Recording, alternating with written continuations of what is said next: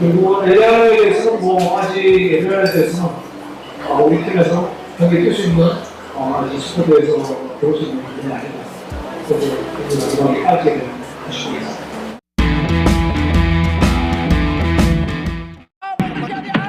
Bagaimana peluang yang dimiliki?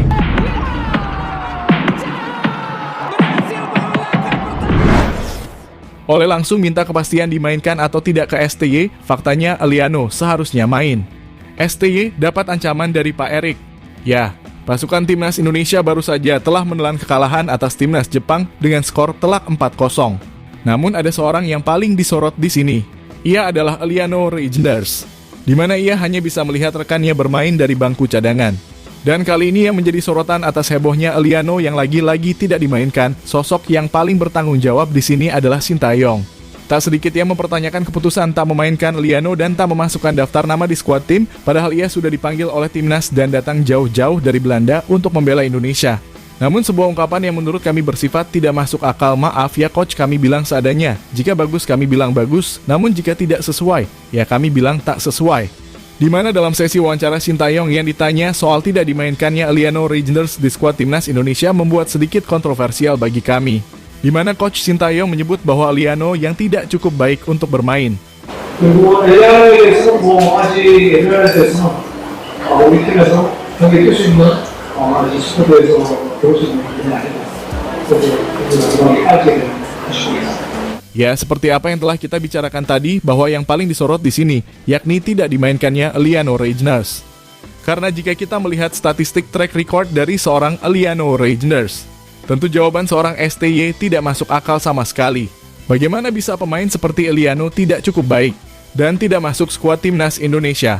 Tanpa memandang remeh pemain yang bermain di Liga 1, masak si Eliano masih di bawah Witan, Egy? Hal inilah yang menimbulkan perdebatan di kalangan sepak bola kali ini. Jika kami lihat, Ole yang sudah bertemu dengan Pak Erik dan Dandil untuk membela timnas Indonesia, jangan-jangan tidak dimainkan nanti.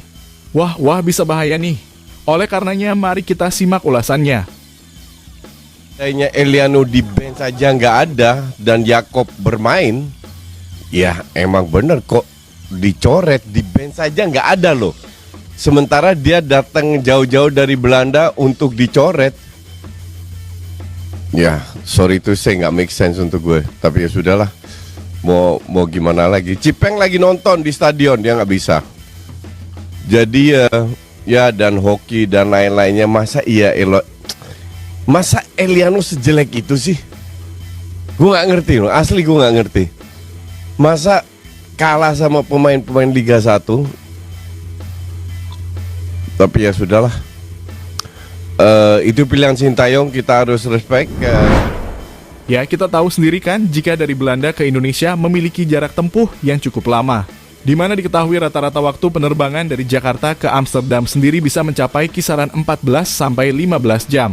Oleh karena itu, tak habis pikir, pertama-tama Eliano mendapatkan panggilan dari timnas Indonesia yang membutuhkan tenaganya untuk membantu timnas bertarung di kompetisi kualifikasi Piala Dunia Zona Asia. Kami pun juga merasa begitu.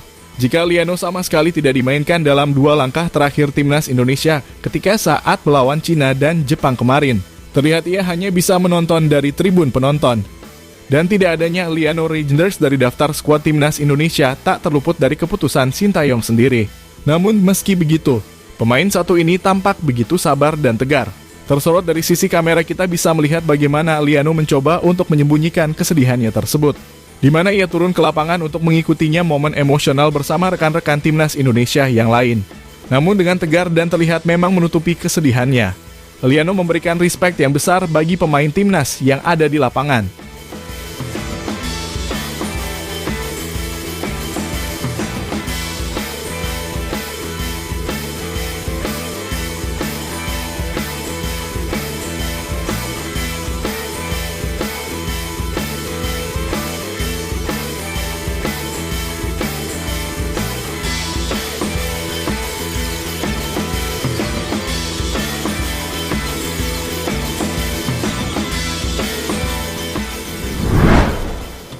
Ya, jika kita bisa melihat dari Eliano, bagaimana Eliano yang terlihat canggung dengan kedua tangan ada di depan, sebagaimana ia mengendalikan diri untuk tetap tegar, di mana di momen yang lain, ia juga tampak kebingungan ketika berada di hotel.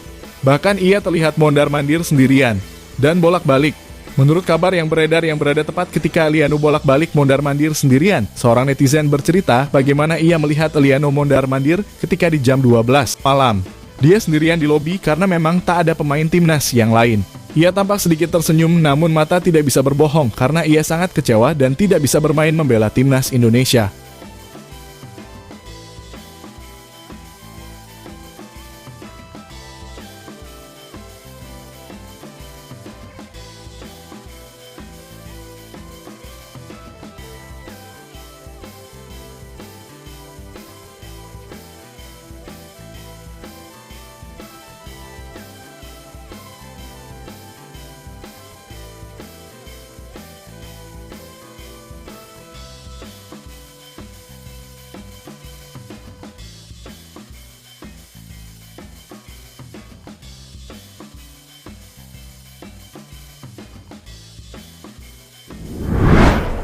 Ya, setelah banyak yang menilai bahwa tidak dimainkannya Eliano Reijnders kalah saat menghadapi timnas Jepang.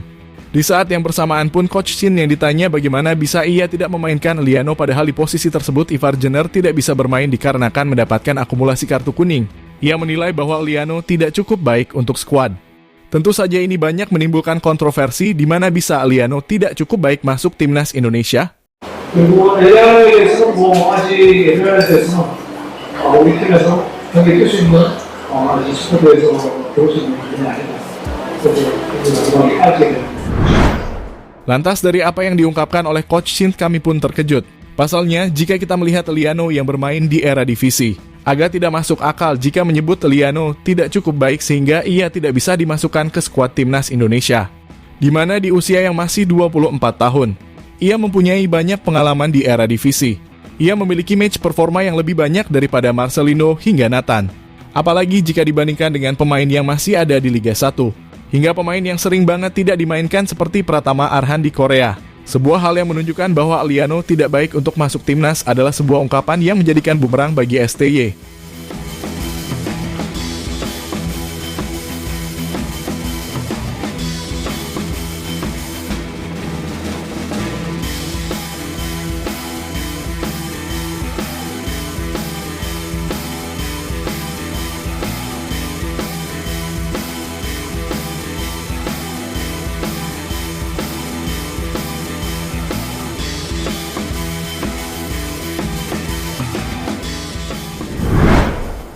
Ya, apa yang telah dialami oleh Eliano Reijnders membuat alarm tersendiri bagi para pemain baru nantinya. Pasalnya tidak ada jaminan seperti Eliano yang mainnya gacor malah tidak dimainkan.